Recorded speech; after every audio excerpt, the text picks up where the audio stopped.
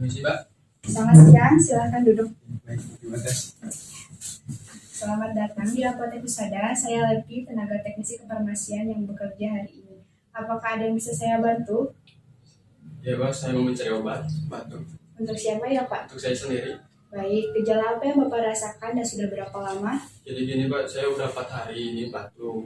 Awalnya makan goreng-gorengan, terus tidak lama kemudian tenggorokan terasa gatal, terus ada dahaknya.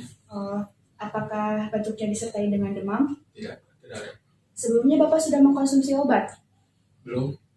Oh, baik Bapak. Apakah Bapak ada alergi obat? Alergi obat tidak.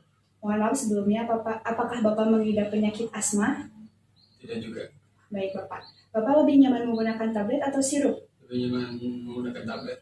Baik Bapak, sebentar ya, saya ambil dulu obatnya. Ya. Bapak mohon maaf menunggu. Ini obatnya, total harganya Rp6.000.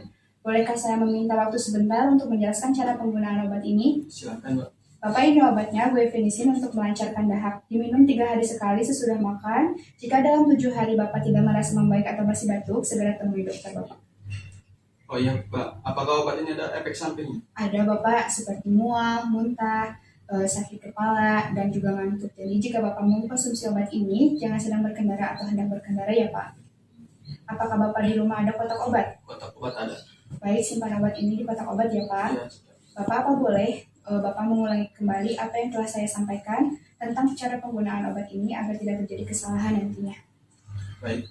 Jadi obat ini diminum 3 kali sehari sesudah makan. Dan terus tidak boleh dikonsumsi jika ingin berkendara.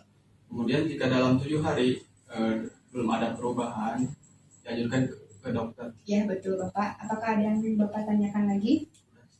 Ya. Oh iya Bapak, supaya obat ini bekerja secara maksimal, saya sarankan Bapak istirahat yang cukup dan kurangi makanan goreng-gorengannya.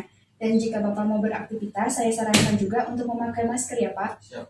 Baik, apakah ada yang ditanyakan kembali? Sudah cukup jelas. Baik, terima kasih Bapak, semoga lekas sembuh. Ya.